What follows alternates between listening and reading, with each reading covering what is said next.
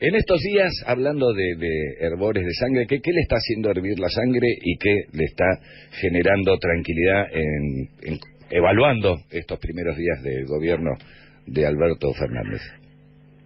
Mira, corresponde que al nuevo gobierno lo veamos transitar por lo menos hasta marzo. Recién van a cumplirse 60 días, ahora en febrero, 10 de febrero.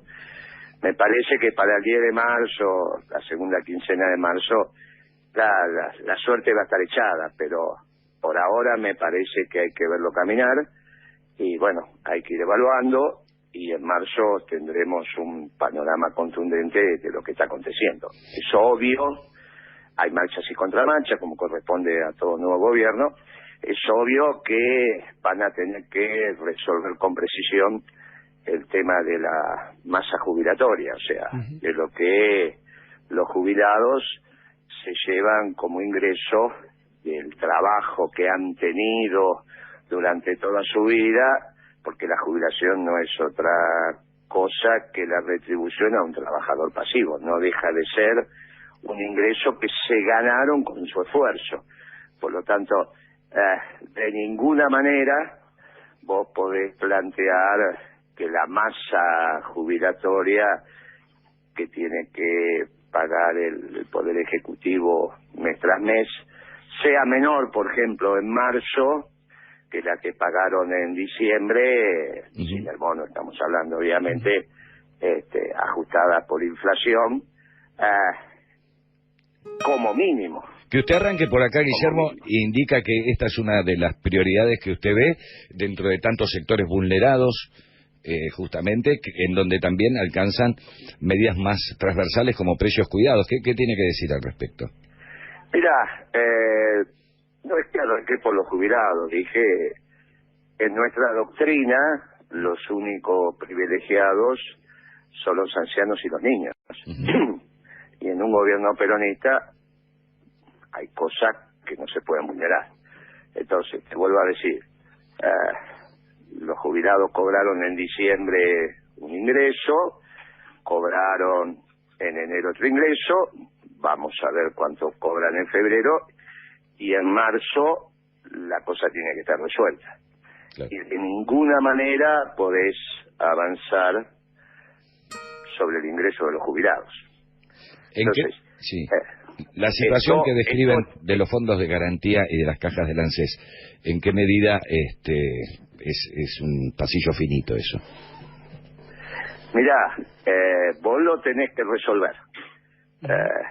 Vos tenés siempre la opción de poner las retenciones en la pampa húmeda, siempre tenés la opción de que la deuda que tomó un oligarca la paguen los oligarcas.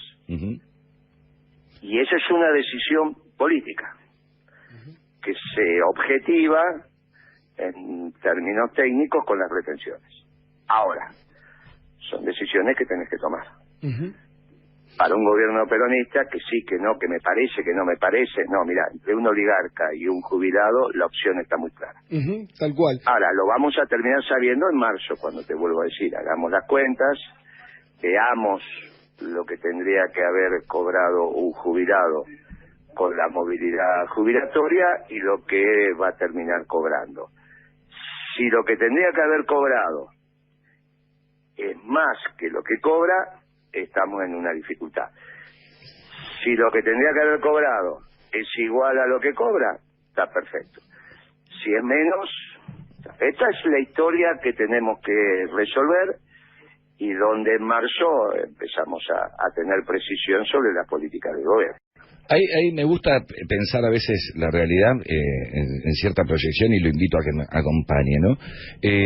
Se pudo volver a hablar de un golpe militar en Bolivia, en términos de política regional y local, pero no se puede hablar del IAPI, o no se puede hablar, o se critica cuando se habla de reforma agraria, más allá de lo oportuno o no oportuno, pareciera que hay cosas que en la batalla cultural nos han instalado, que no podemos hablar de ciertas cosas, pero sí, en términos de la derecha o del imperio, se puede dar un golpe militar que ya creíamos acabado. No sé si me explico en la reflexión. Hay como que si nosotros decimos IAPI, estamos siendo nostálgicos del pasado y expropiadores, pero sí se puede dar un golpe. Bueno, lo que pasa es que lo que aconteció en Bolivia, si fue un golpe, fue muy sui generis. Yo lo que sé de Bolivia es que era un país amigo de la Argentina y ahora no es amigo de la Argentina. Entonces ahí tenemos un problema muy serio. Porque después de 100 y pico de años, por primera vez Bolivia no es amiga de la Argentina. Claro. Y del otro lado está Brasil. Claro. Entonces, en términos geopolíticos, hemos sufrido un retroceso muy importante, que espero que se revierta. Espero que se revierta. Porque si no, la responsabilidad del gobierno de haber pasado de tener un país extremadamente amigo como el boliviano, pueblo boliviano, a tener un país que está confrontando en este momento con la Argentina, ha sido una crueldad innecesaria por opiniones quizás vertidas de una manera no suficientemente profesional. Lo de Bolivia es un punto estratégico para la geopolítica del cono sur de Hispanoamérica. Estratégico. Además, todos los países que son frontera con Brasil, obligatoriamente tienen que ser amigos tuyos. Venezuela, Colombia, Perú, Bolivia, Paraguay, Uruguay, uno más, otro menos, pero sobre todo Bolivia. A eso Bolivia. Le quería consultar, sí, Bolivia, gran productor de litio y de coltán, ¿no? Dos recursos estratégicos para el desarrollo económico. Ya que nos metimos en la cuestión regional, consultarle su opinión sobre la actualidad regional, recién la venía deslizando, sin embargo nos podemos meter de lleno, y consultarle por algunas organizaciones de países de las que somos parte, ya sea a nivel político o a nivel económico, básicamente UNASUR, Mercosur, la actualidad de esas alianzas y la perspectiva estratégica, digamos, ¿cuál es su opinión respecto de la región en este momento? Mira, el mundo ha cambiado sustantivamente desde la asunción del presidente Trump.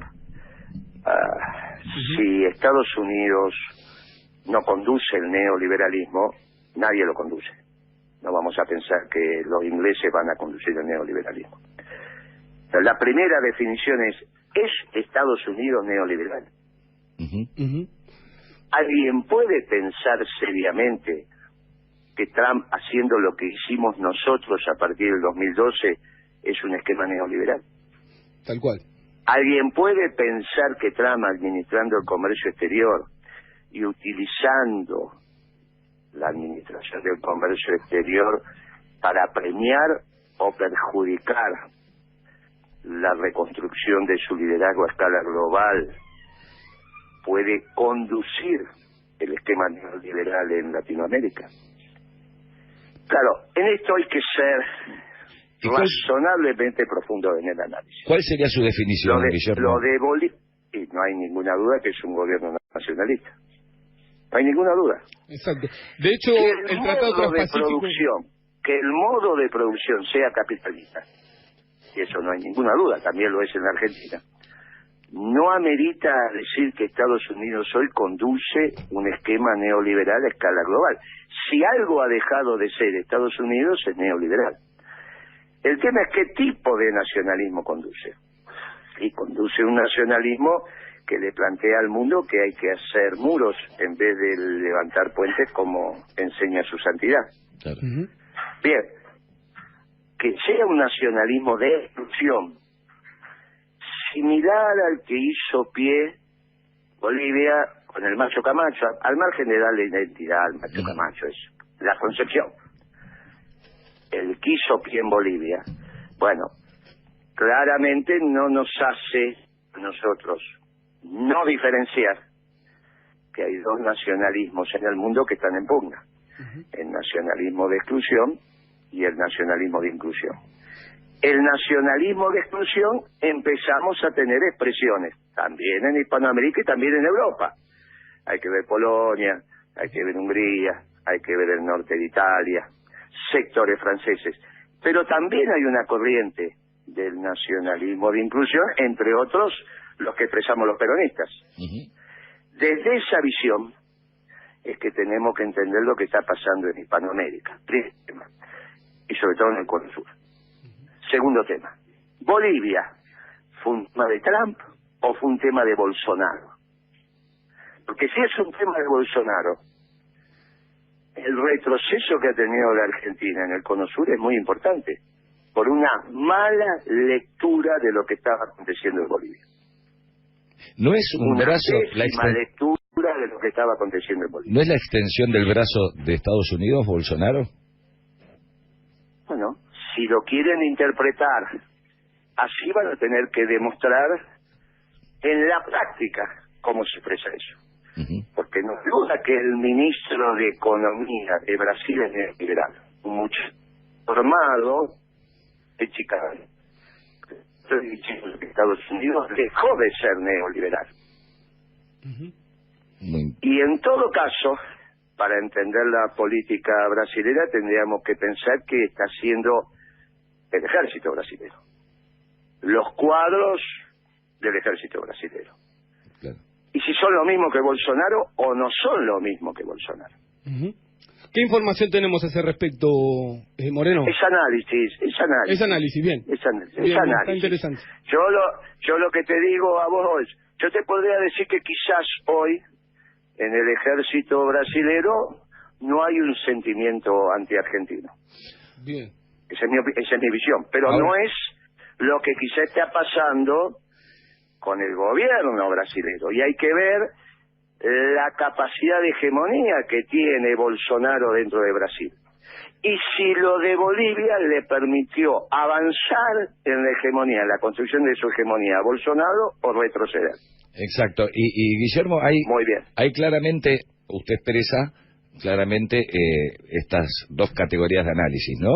Ciertos sectores dentro del campo nacional y popular que ven y que hacen este análisis de un Estados Unidos imperialista, con un modelo neoliberal. Coincido en que es un modelo nacionalista.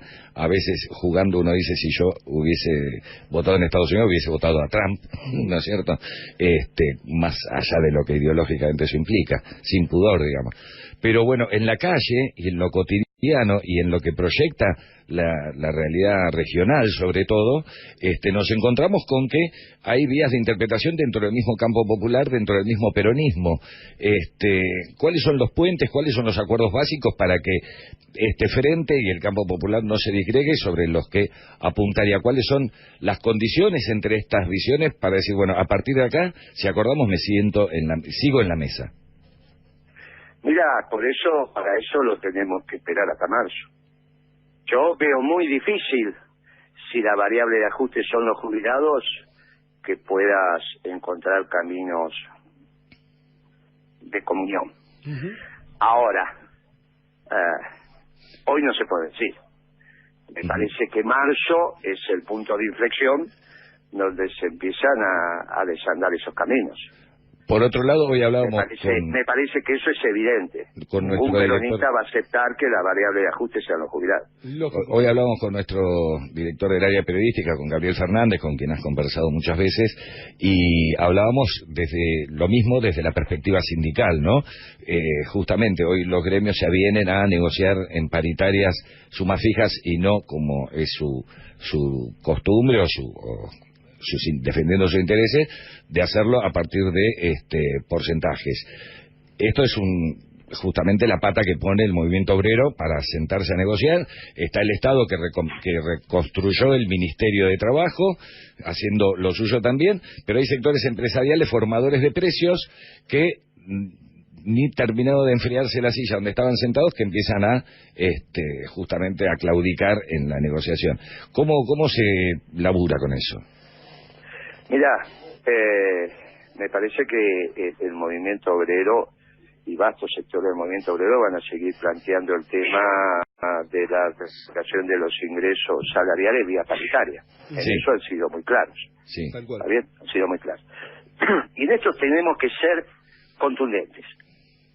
Los únicos que tienen plata para aportar al pago de la deuda son las 1.000 familias. No demos vuelta. Y eso se llaman oligarcas en la Pampa Húmeda. Si querés saber la dirección, Florida y Lavalle. Ahí es donde está la sociedad rural argentina. Son los únicos que tienen los negocios por una rentabilidad tal que pueden hacer el aporte para que hagas una propuesta de pago para la deuda. No hay ningún otro sector social en la Argentina que pueda aportar. Ni los trabajadores, ni los jubilados, ni las economías regionales, ni las pequeñas y medianas empresas, ni no sé, después vamos a ver lo que son los formadores de precios, porque son categorías que yo no termino de entender a qué se refieren. Los únicos que tienen explotaciones productivas con una rentabilidad tal que vos le podés poner una carga, llamala patriótica, llamala como quieras, para hacerle una propuesta de pago a los acreedores externos y sacarnos el tema del default de encima, son los oligarcas de la Pampa Húmeda. Dijimos, la deuda de hace un oligarca la pagan los oligarcas. Todo lo demás es empezar a dar vuelta para no agarrar el toro por las astas. Y entonces empezar de acá, empezar de allá. No, que los trabajadores tienen que poner el hombro. ¿Qué hombro tienen que poner los trabajadores?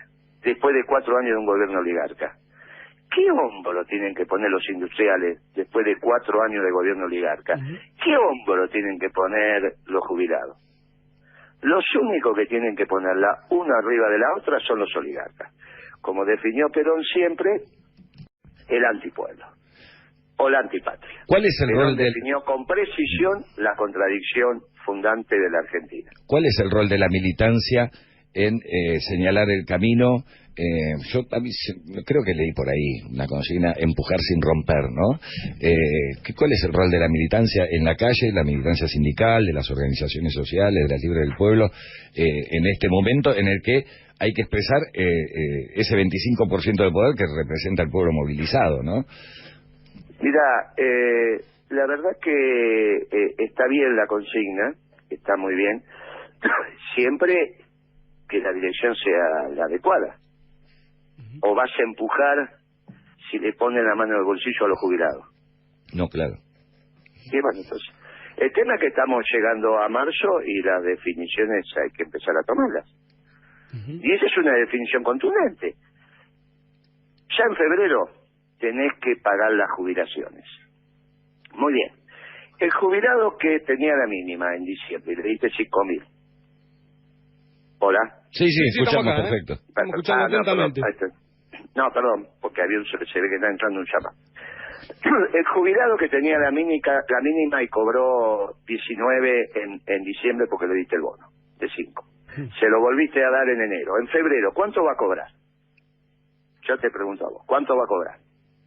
¿Tiene que volver a cobrar la mínima o tiene que cobrar 19? Claro. Bueno, esas son decisiones que hay que tomar. Claro. Ahora, si vos me vas a empezar a explicar que en realidad el déficit fiscal y bla, bla, bla, bla, bla, y entonces la posible propuesta de pago que vas a hacer por la deuda es a costa de los jubilados, y yo te voy a decir, mirá, estamos en un problema muy serio. Si vos me decís hay que empujar y perdemos Bolivia como pueblo amigo o como país geopolíticamente relevante para la Argentina, y se lo queda, y de alguna manera las relaciones con Brasil, porque leíste mal lo que estaba aconteciendo, bueno, yo te voy a decir, mirá, no me hagas seguir empujando porque vamos a un destino muy complicado. Se entiende.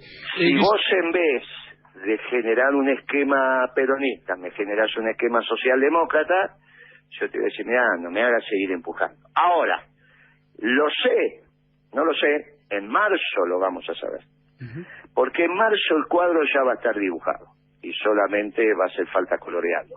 Por eso, sobre todos estos temas, con precisión, vamos a poder hablar en marzo. Bien. Lo vamos a volver a llamar entonces, Guillermo. Exactamente, Guillermo. De paso le digo, estamos ya promediando el final del programa, vamos a tener que ir redondeando, sin embargo no quiero dejar de incluir las preguntas porque, vamos a decir una cosa, las muestras de cariño que llegan acá a la radio para su persona, Guillermo, son muchas, hay que decirlo. Por ejemplo, Tamara Rebolledo, bueno, varios cumpas y compañeros que están haciendo llegar sus saludos, pero Nicolás, alcalde del barrio de Once, pregunta específicamente qué opina de la tarjeta alimentar y si formara parte del gobierno, cuáles serían sus primeras medidas, suponiendo que volviera como secretario de Comercio como alguna vez lo fue. Y le pido síntesis porque estamos ya sobre el final del programa, Guillermo. Mira, No hay Secretaría de Comercio que pueda trabajar correctamente si no hay un continente macroeconómico ordenado. Y un continente macroeconómico ordenado es lo que se generó en el último ciclo peronista, que empezó en el 2002 y después siguió con los sucesivos gobiernos de Néstor Kirchner y de Cristina. Al menos, que diría, en el primer gobierno de Cristina sin duda y en el de Néstor Kirchner también. Lo primero que hay que hacer es ordenar la macroeconomía. Lo segundo que hace un gobierno peronista es que el trabajador tenga trabajo y por lo tanto tenga el ingreso para adquirir su comida. Lo tercero que tenés que hacer es generar las estructuras de costo de los alimentos. Y cuando vos vas a la estructura de costo de los alimentos, te das cuenta que todo arranca con la renta agraria de los oligarcas de la sociedad rural. Un tercio del costo de la leche es el alquiler de la tierra. Un tercio del costo, salida de tambo. Entonces, cuando hablamos de formadores de precio, en realidad lo que tenemos que hacer son los costos. Y cuando haces los costos, en todos los costos de los alimentos aparecen los oligarcas. Por eso el tema de la oligarquía es tan relevante. Si vos resolvés el tema de la oligarquía, los alimentos bajan inmediatamente su precio. La última cortita, Guillermo, y aprovechando la oportunidad, ¿qué reflexión le merece el tema Vicentín? Mirá, hay que ser muy cuidadoso. Primero, yo cuando lo vi a Lozano hacer tanta araraca por la televisión con el tema Vicentín, me acordé que era el amigo del topo. ¿Te acordás que teníamos un topo en el Ministerio de Economía que robaba información? Upa. ¿Te acordás vos? A ver, sí. Recuerden el nombre, sí. Es como el topo, más nombre más famoso que el topo. Salió en todos los diarios. Claro, le sacaron una foto escondido debajo de un escritorio porque robaba información. Que entraba por las noches a los despachos. Exacto. ¿Y para quién trabajaba ese? Claro. Trabajaba para Lozano. ¿Está bien? Bien. Entonces yo cuando los veo a estos muchachos de Flaxo, viste, haciendo tanta araraca sobre temas que no están bien trabajados, ojo, porque casualmente Vicentín es una empresa, te diría que es casi junto con Aceitera General Dehesa, las últimas cerealeras que quedan en manos de familias argentinas. Claro. Y tiene ofertas de compra, no sea cuestión que lo que quieren es bajarle el precio, para que sea más fácil comprarla. Si vos querés hacer una cerealera argentina, se hace en 5 minutos como hicimos Arsat, como hicimos en Arsa, como hicimos un montón de empresas en la época de Kirchner. No precisás hacer ninguna historia, ni precisás destruir miles de puestos de trabajo. Y si hay un tema de un crédito que según dicen tuvo mal acordado, yo lo que digo es, mirá, cuidado con eso. Porque vos no te olvides que cuando le cortan el crédito a la Argentina, se lo cortan también a las empresas. Cuando Cargill va a buscar un préstamo afuera, le sale de colateral, o sea, de garantía, el holding Cargill. Sí. Pero cuando Vicentín va a buscar un crédito afuera, ¿quién le sale de garantía? Entonces hay que tener mucho cuidado con esto, hay que ser muy serio. El peronismo no atenta contra las empresas. Se para en la discusión del lado del movimiento obrero organizado, porque siempre mira a la sociedad de abajo para arriba, pero no hace una política antiempresaria. Nosotros no incentivamos la lucha de clase. Nosotros lo que hacemos es generar en la práctica lo que nos dijeron nuestros diseñadores de la doctrina, una doctrina de amor y paz. Lo que sí avanzamos es contra un enemigo claro de la nacionalidad, que es la oligarquía. Y el problema es que generamos tantos enemigos que después la oligarquía sigue campante y sonante dando vueltas por ahí. Le echamos la culpa a Coto sobre el precio de los fideos en vez de explicar que la renta agraria que se lleva el oligarca sin trabajar cuando alquila su tierra. Y en general es un tercio del costo de la materia prima lo que se lleva el muchacho. Bien, hasta que no resolvamos esto, va a ser muy difícil resolver el tema de los alimentos. Y hasta que no clarifiquemos el enemigo, nos dispersamos buscando situaciones donde a veces no están. Seamos muy serios, hay miles de puestos de trabajo atrás. Si hay un hecho jurídico, se puede solucionar, separemos la persona jurídica de los accionistas y sobre todo el nacionalismo de inclusión lo que hace es defender al movimiento obrero organizado, a los jubilados, a los niños, pero también a las empresas argentinas. Por lo tanto, tengamos mucho cuidado antes de atacar a una empresa nacional.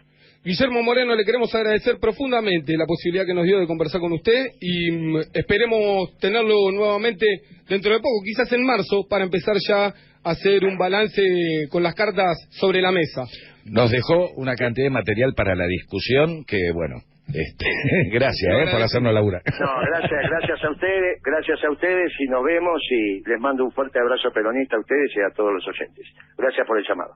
A usted.